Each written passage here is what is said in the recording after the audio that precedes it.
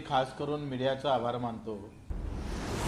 ते सूत्र आहे ना, त्या सूत्रामुळं ही पत्रकार परिषद घेतो आणि सूत्रातूनच ही बातमी इतकी तुम्ही लोकांपर्यंत पोहोचवली. मलाही माहीत नव्हतं मी विधान परिषदचा उमेदवार होऊ शकतो किंवा आमदार होऊ शकतोय. केवळ आणि केवळ मीडियामुळं ते मला वाटतं महाराष्ट्रभर गेलं, लोकांपर्यंत गेलं आहे, कदाचित एकनाथजी शिंदेपर्यंत पण गेलं असेल. हे तुमची कृपा आहे.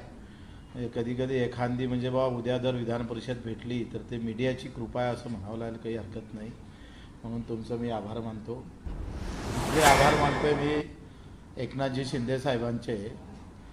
खरं तर जेव्हा त्यांनी सत्तांतर केलं तेव्हा मी एक राजकीय भूमिका घेतली आणि त्याच्यामुळे मी बदनाम पण खूप झालो होतो. आणि त्या सगळ्या राजकीय भूमिकेमुळे दिव्यांग मंत्रालय मला भेटलं, म्हणजे महाराष्ट्राला भेटलं, देशातलं पहिलं दिव्यांग मंत्रालय. कदाचित मला मंत्रिपद घेता आलं असतं, पण मी ते टाळलं. दिव्यांग मंत्रालय भेटलं, आपल्याला सर्व काही भेटलं असं समजून आम्ही पुन्हा कामाला लागलो. आणि मग नंतर आंदोलन झालं. कर्जमाफीच्या मुख्यमंत्र्याच्या देवाभाऊच्या बैठकीमध्ये एकनाथ शिंदे साहेबांची भूमिका अतिशय महत्त्वाची आणि चांगली राहिली. विशेष भूमिकेमुळे आज कर्जमाफी घोषणा झाली आणि त्या याच्यातूनच मला असं वाटतं का घोषणेतूनच आम्हाला त्या आंदोलनाला यश पण भेटलेलं आहे. त्याच्यातही शिंदे साहेबांची मोठी एकंदरीत त्यांच्या भूमिका महत्त्वाची राहिली आहे. एक शब्दाचा पक्का माणूस म्हणून शिंदे साहेबाकडे पाहिलं जातं. मला वाटत नव्हतं दिव्यांग मंत्रालय निर्माण करून म्हणून, आणि त्याच्यापूर्वी आम्ही 10 ते 15 आंदोलन केले होते. 15 आंदोलनात पहिली मागणी दिव्यांग मंत्रालय होती, पण ते झाली नव्हती. पण देशात कुठं दिव्यांग मंत्रालय नाही, इथं कसं होईल, मला त्या आश्चर्याचा झटकाच होता. आणि माझं मंत्रिपद गेलं, म्हणजे मी उद्धव साहेबाकडे मंत्री होतोय आणि शिंदे साहेबाकडे मी आमदार राहिलो आणि त्याच्याकडे राहिलो म्हणून मग अधिक पुन्हा आम्ही विधानसभेत पडलो. पण तर माझ्याकडे येणारा मतदार मुस्लिम बौद्ध बांधव किंवा दलित बांधव असं होता. बच्चू कडू BJP सोबत गेला म्हणून त्याचाही झटका बसला. मधात जरांगे साहेब होते. या सगळ्या घोटाळ्यामध्ये मी सुद्धा 30-40 सीटा उभ्या केल्या आणि त्याच्यात आमचा हा सगळा पराजय झाला. पण आम्ही थकलो नाही. वर्षभरात मला असं वाटतं मी 3 दिवस, नंतर 7 दिवस 500 किलोमीटर पायी चाललो, 350 सभा महाराष्ट्रभर घेतल्या. आणि या सगळ्यानंतर कर्जमाफी, नागपूरच्या मोठ्या आंदोलनानंतर कर्जमाफीचा एक धागा गवसला आणि कर्जमाफीपर्यंत समोर गेलो. त्याच्यामध्ये दिव्यांगाचे 2,500 रुपये आपण वाढवले. 600 रुपयाच्या महिन्याची लढाई बच्चू कडू आणि आमच्या दिव्यांग बांधवाच्या ताकदीमुळं ती 2,500पर्यंत नेली. दिव्यांग मंत्रालयाचं स्थापित झालंच. 185 शासन निर्णय आपण काढले. म्हणजे चळवळ काय काम करतं हे आपण अख्ख्या महाराष्ट्राला आपण दाखवून दिली का मंत्रिपदापेक्षाही चळवळ किती महत्त्वाची असते. आणि त्याच्यातून आपण 182 शासन निर्णय काढले. या सगळ्यामध्ये 2,500 रुपये मानधन, कर्जमाफी, एका वर्षातली आमदार नसतानाची कामगिरी आहे बरं आमची. नंतर भूमीन, म्हणजे याच्यामध्ये देवाभाऊला खरं तर आभार मानावं लागेल. त्यांनी भूमीहीन लोकांसाठी आमची मागणी होती का अपघात विमा लागू करा. जसं शेतकऱ्याला अपघात विमा आहे तसा शेतमजुरांना पण तो लागू झाला पाहिजे. त्याचाही शासन निर्णय निघाला आणि घरकुलासाठी पुन्हा शिंदे साहेबांनी मदत केली आणि 50,000 रुपये ग्रामीण भागातल्या घरकुलांसाठी सुद्धा वाढीव आले. ग्रामपंचायत कर्मचाऱ्यांना विनाअट पगार देणं भेटणं सुरू झाले, जे शेवटच्या घटकातले आहे. एकंदरीत या सगळ्या लढाईमध्ये आम्ही एका वर्षात काय काय घेतलं तर एकूण 40 ते 45,000 कोटीचं बजेट मी सांगतोय आमच्या आंदोलनामुळं सरकारले शेतकरी मजुरासाठी वळवावं लागलं. हे आमच्यासाठी मोठं यश आहे. आणि हे सगळं असताना मला असं समजलं मीडियाच्या माध्यमातून का बच्चू कडूची वर्णी लागणार आणि ते विधान परिषदेवर आमदार होणार. आता मी काही एका जातीचा माणूस नाही, एका धर्माचा नाही, एका झेंड्याचा नाही, एका रंगाचा नाही. मी शेतकरी, शेतमजूर, दिव्यांगाचा आवाज उठवणारा एक कार्यकर्ता आहे. कदाचित शिंदे साहेबांना हा निर्णय घेतला तर दिव्यांगाचा, शेतकऱ्याचा, मजुरांचा सन्मान होईल. आणि बगर जातीचे माणसं कोणी घेत नाही. तुम्हाला माहीत आहे आजकालचं राजकारण विकासापेक्षा जाती धर्मावर आहे. लोक मेंढरासारखे जातात जाती धर्माच्या नावावर. आम्ही मुद्द्याची लढाई लढणारे माणसं आहे. कदाचित आमचा विचार झाला तर आमचे काही मुद्दे आहे, आम्ही आमदारकीसाठी जाणार का, तर बिलकुल नाही. आमचे मुद्दे आहे का, जे काही दिव्यांगाचे उर्वरित प्रश्न आहे त्याला लगेच कुठेतरी आम्ही पाहतो पूर्तता झाली पाहिजे. त्यांची कर्जमाफी आहे, दिव्यांग बांधवाची पगाराची वाढ आहे, इतर काही महत्त्वाचे घरकुलाचे मुद्दे आहे.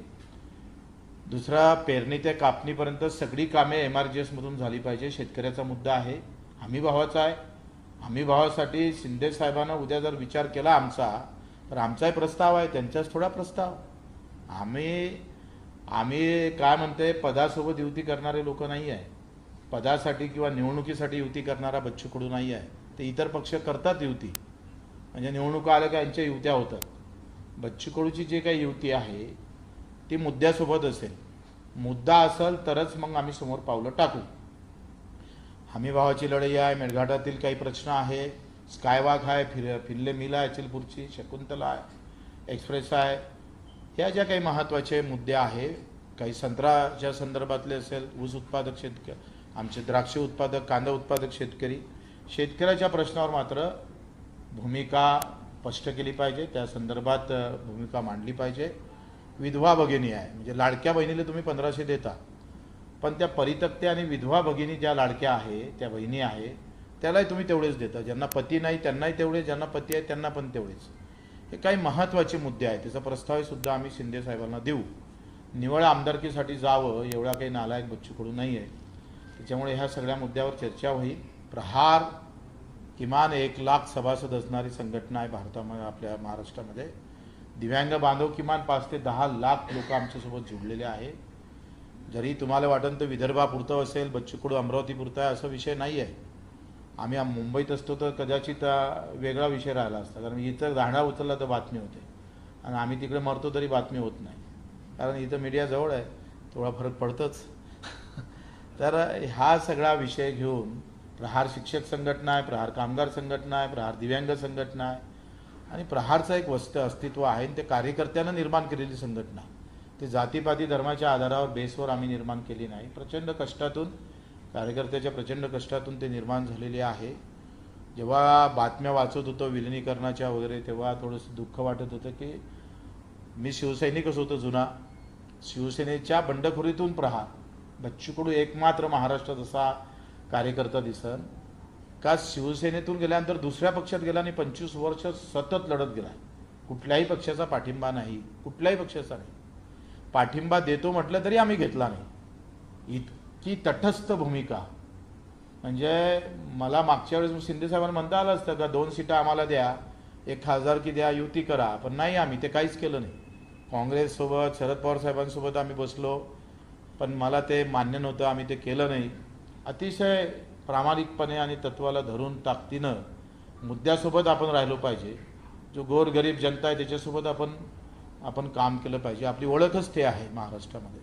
का सामान्य माणसाचा भिडू कोण असेल तर तो बच्चू कडू आहे, असं एक जो नारा तयार झालेला आहे, तो आमच्या कष्टातून, मेहनतीतून, प्रामाणिकतेतून झालेला आहे.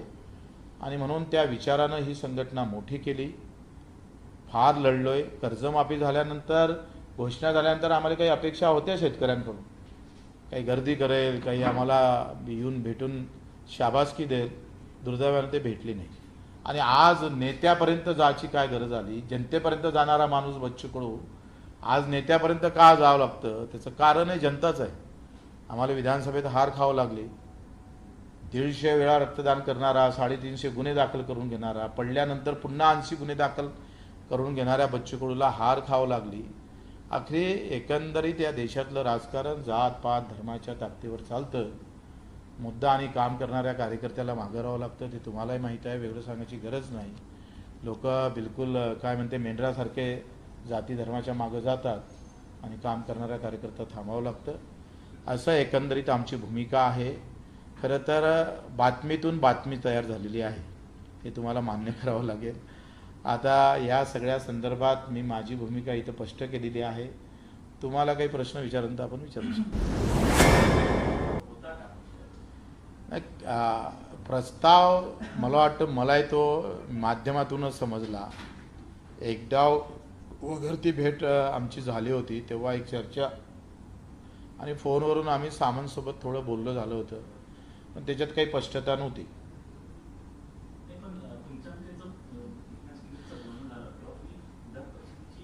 नाही, अशी काही चर्चा अशी काही चर्चा झाली नाही. कसं आहे, विधान परिषद, मला तर हेच माहीत नव्हतं. मी आता हिमालयातून पायी चालून आलो. म्हणजे मी आलो नाही हे त्याच्या दुसऱ्या तिसऱ्या दिवशी बातमी चालली एकंदरीत. आणि बातमी चालल्यानंतर मग थोडी एक चर्चा फोनवर आमची सामंत साहेबांसोबत झाली. त्याच्या व्यतिरिक्त काही झालं नाही. पण तुम्ही आता आता अवघे काही तास उरलेले आहेत उमेदवारी अर्ज भरण्यासाठी. हम्म. एकनाथ शिंदेच्या पक्षाकडनं तुम्हाला काही सांगण्यात आलंय की अर्ज भरण्यासाठी तयारी करा किंवा काय? असं काही मला वाटतं अजून कुठलाही आम्हाला फोन नाही, सांगितलं गेलं नाही. तुम्ही तयारी केली आहे का? शक्यता असू शकतं. जर एवढं काही जेव्हा झालं, कुठून ना कुठून बातमी लीक झाली असेल, ते तुमच्यापर्यंत आली असेल, उगाच काही थोडी हवा येतं, बातमी होतं. नाही, उदय सामंत वाटतं काही माझ्यापेक्षा तर तुम्हाला अधिक जास्त माहिती असू शकते. हा, नाही, फॉर्म भरायला काही जास्त वेळ लागत नाही. आता 6 महिने 1 वर्ष अगोदर आपण भरलाच होतं. ते कागदपत्र बॅगीतच असतं.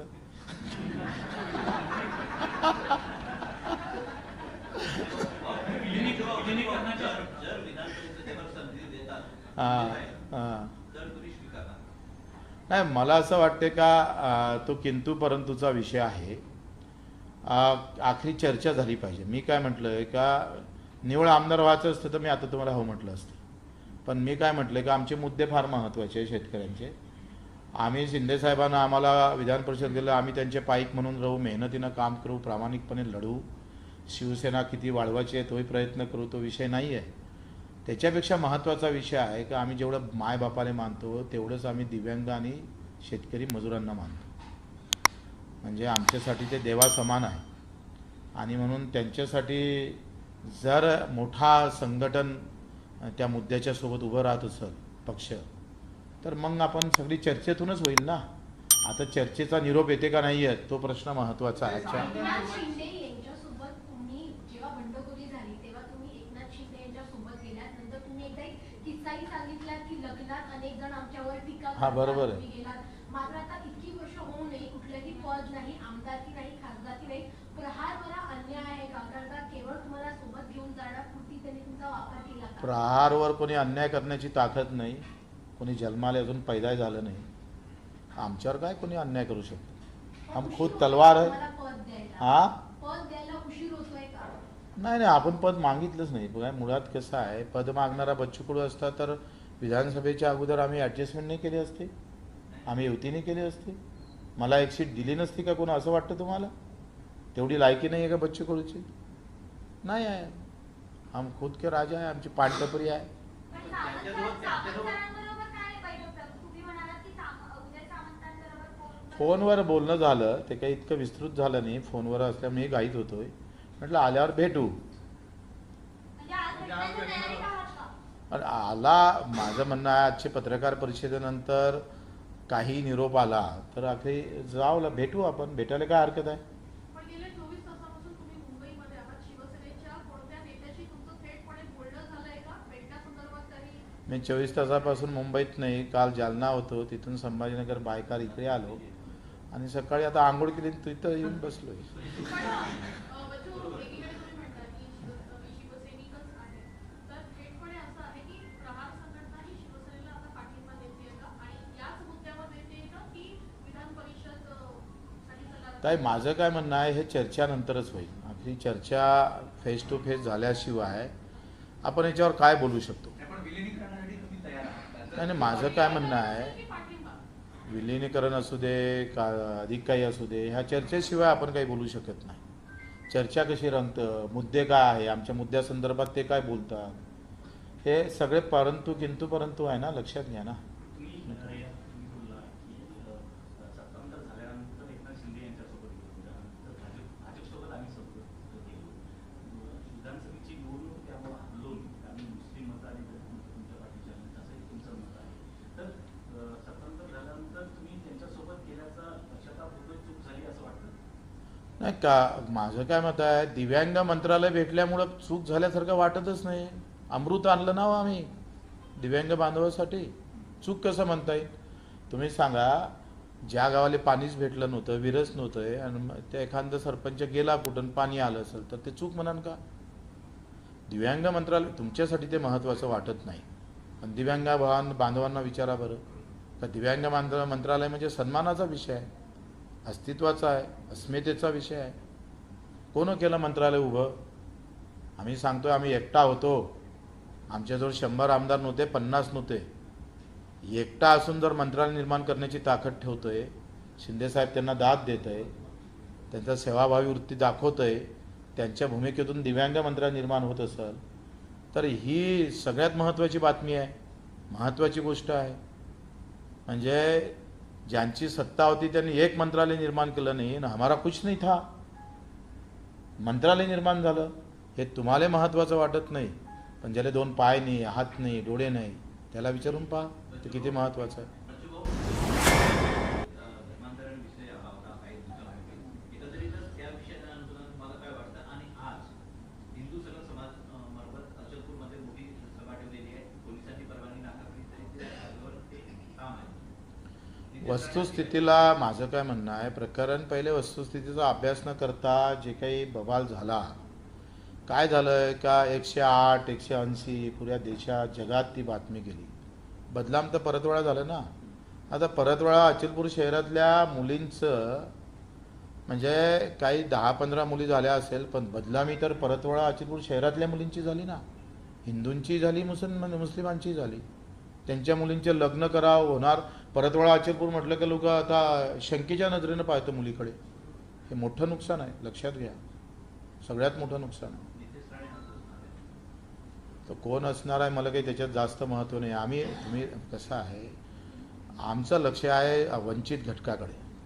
पीडित वंचित जो अतिशय दुर्लक्षित घटक आहे तो कुठल्याही धर्माचा असू दे, त्याच्यासाठी आमचा धर्म एकच आहे. कर्जमाफीच्या बाबतीत आम्ही बोललो आहे का जे तुम्ही प्रोत्साहन निधी देता आहे ते वाढवून द्यावं लागेल. आत्ता जरी देता आला नाही तर सेकंड टप्प्यामध्ये तुम्ही वाढवून द्यावं लागेल आणि वेळ पडलं तर आंदोलनही करू. 2 लाखापर्यंतची कर्जमाफी, पीक कर्ज माफ होते, पण गेले अनेक वर्षानुवर्ष त्यांनी शेतकऱ्यांनी पाईपलाईनसाठी शेतामध्ये काहीतरी नवीन गोष्टी करण्यासाठी 5-10 लाखाचं कर्ज ते थकीत. आता याच्यावर काय आहे, ही पीक कर्जाची माफी झाली, पण याच्यात स्प्रिंकलरसाठी घेतलेलं कर्ज असेल किंवा पॉलीहाऊससाठी असेल किंवा ट्रॅक्टरसाठी घेतलेलं असेल किंवा साधन सामुग्री निर्माण करण्यासाठी असेल, ते घेतलं तर किमान 1 ते 1.5 लाखाची कोटीची कर्जमाफी माफ करावं लागेल. लक्षात घ्या, हा आकडा फार मोठा आहे आणि याच्यासाठी आपण केंद्रासोबत लढलो पाहिजे. आणि माझं म्हणणं आहे की आता आमची लढाई ही हमीभावाची असणार आहे. आम्ही हमीभावासाठी लढणार आहोत, बिलकुल ताकदनं लढणार आहोत. कारण शेतकऱ्याचं मूळ जे आहे ना, याच्यातला जर खरं त्याला वेळेवर कर्ज काळाची वेळ याची नसेल किंवा तो कर्जबाजारी आत्महत्या थांबायची असेल तर हमीभावाची लढाई लढलो पाहिजे. तुम्ही म्हटला मगाशी की मंत्रीपद मिळालं असतं तर अजून वेगळं काही करता आलं असतं, पण माझं म्हणणं असं आहे की समजा तुम्हाला तुमच्या सगळ्याच्या तुम्ही ज्या मुद्दे मांडले, तुम्ही प्रस्ताव ठेवले, एकत्रित पत्रकार परिषद माध्यम प्रस्ताव शिंदेसाहेब बघत असतील तर तुमचे सगळे प्रस्ताव त्यांनी मंजूर केले तर आमदारकी सर तुम्ही मंत्रीपद स्वीकारण्यास तयार असणार का? आता कसं आहे, जर तरवर बोलण्यात काही अर्थ नाही. तुम्ही काय म्हणता मला का पट्टी लावून बॅटिंग कर, याच्यात काही अर्थ आहे का? तयारी तुमची असेल का? नाही, ते माझं काय मत आहे, या सगळ्या गोष्टीवर आता बोलून काही फायदा नाही, चर्चाच नाही. आता ते बोलावते का नाही बोलावत हाच पहिले प्रश्न आहे. माझं काय म्हणणं आहे, बैठकच नाही झाली तर मग कशाला बोलू मी आता? हां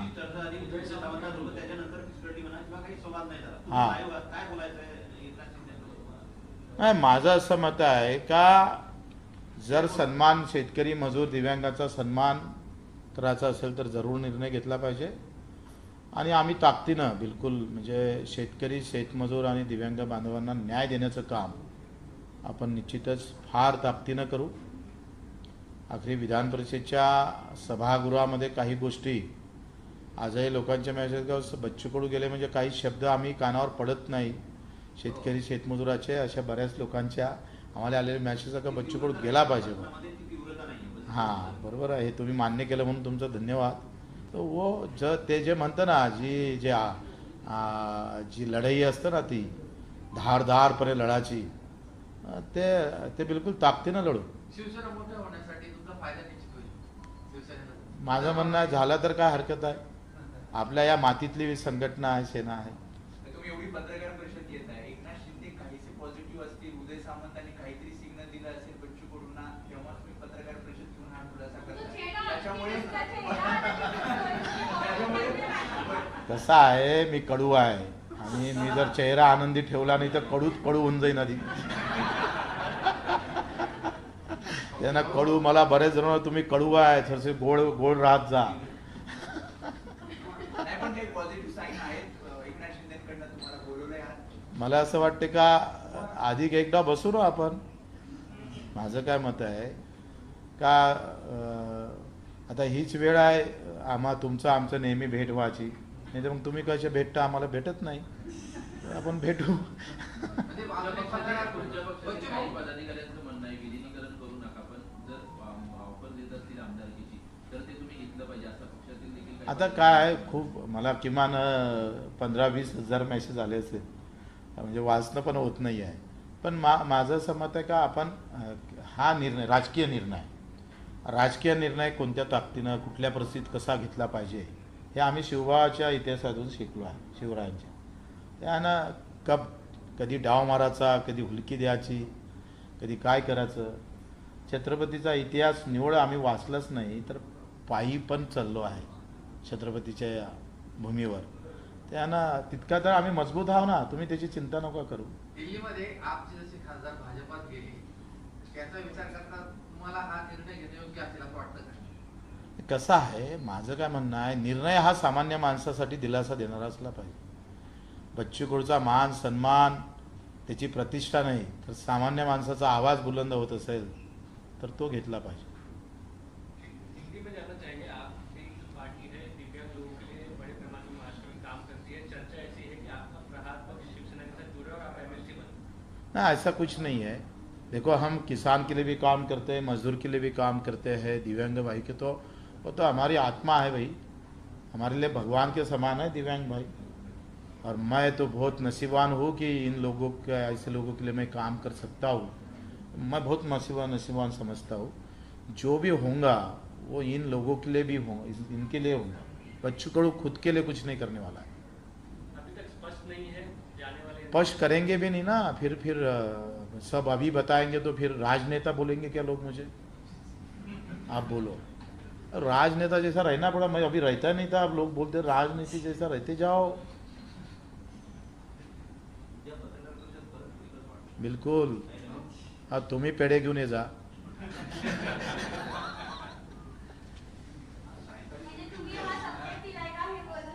नाही नाही, आता हे सहज बोललो आपण.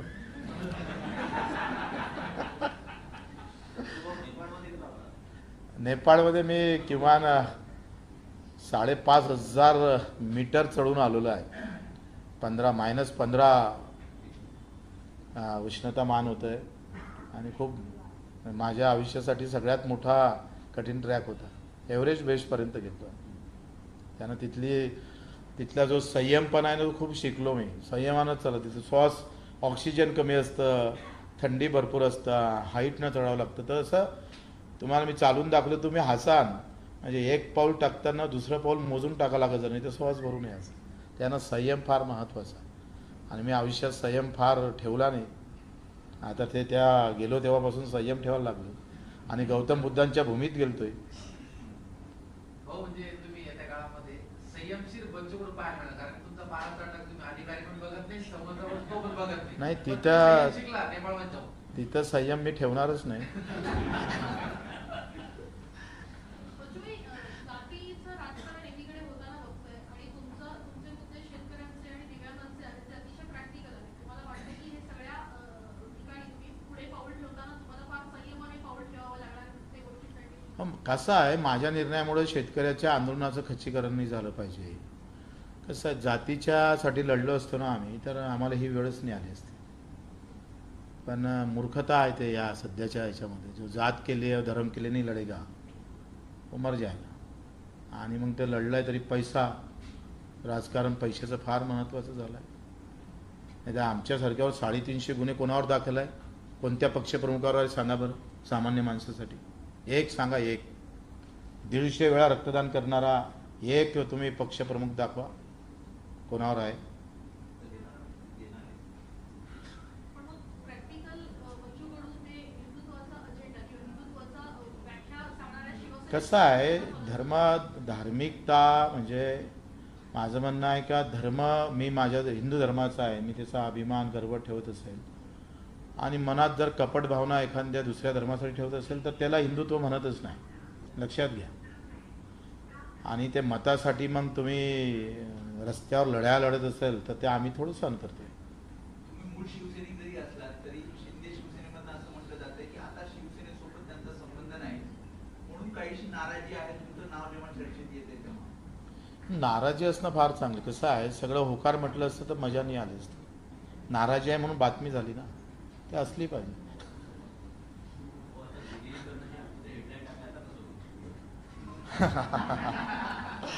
मला माहित आहे तुम्हाला ब्रेकिंग भेटत नाही, तेपर्यंत तुम्ही मला प्रश्न विचारत राहाल.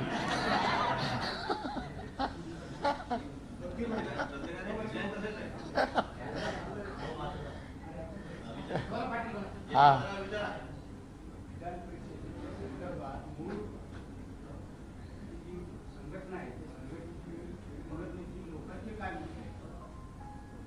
तुमच्या संघटनेनं लोकांची काय मतं दिली? नाही लोक त्यांना साहजिकच आहे, ज्या कार्यकर्त्यांनी 25-25 वर्ष मेहनत केली, रक्ताचं पाणी केलं. एखादी संघटना बगर जाती धर्माची मोठी करणं काही लहान गोष्ट नाही आहे, लक्षात घ्या. म्हणजे आम्ही आमदार होणं, या अशा काळातून संघटना चालवणं ही तारेवरची कसरत असतं ना. त्यांना त्यांच्या भावना व्यक्त करतात ते. तुम्ही आधी म्हणजे जसं तुम्ही म्हणालात की तुम्ही जुने शिवसैनिक आहात तेव्हा उद्धव ठाकरे यांच्या नेतृत्वाखाली खरं तर शिवसेनेचा हा पक्ष होता. मात्र आता शिवसेनेचे 2 गट झालेले आहेत. तुम्ही एकनाथ शिंदे यांच्या बाजूने मत व्यक्त करताना सध्या बघायला मिळत आहे. उद्धव ठाकरे यांच्या सोबत काही याच्या आधी चर्चा झाली होती का विधानसभेसंदर्भात किंवा सोबत जाण्यासंदर्भात? नाही नाही कशाबाबत? त्यांच्यासोबत पाऊल ठेवण्यासंदर्भात उद्धव ठाकरे यांच्यासोबत नाही, मी एक जाता जाता एक फोन केला होता, त्यांनी उचलला, नदीत ठेवून दिला. आता ते एवढे सगळे गेल्यानंतर मानसिकता नसेल कदाचित. ओके, धन्यवाद, आभारी आहोत सगळ्यांचा. नाही, आता मी जन्मदिवसानिमित्त शुभेच्छा दिल्या होत्या. हां, मी स्वतःहून दिल्या आणि 1 दिवस अगोदर दिल्या. आता त्याच्यानं मला असं वाटतं शुभेच्छा देणं गैर तर नाही आहे. वाढदिवस कोणाचाही चांगला झाला पाहिजे, तुमचा, आमचा, सगळ्यांचा. हां, म्हणजे ते मला असं समजलं नाही कसा प्रतिसाद आहे. फोनवरून थोडेसे 2 मिनिटात एकदम नाही समजत ना. चला, धन्यवाद.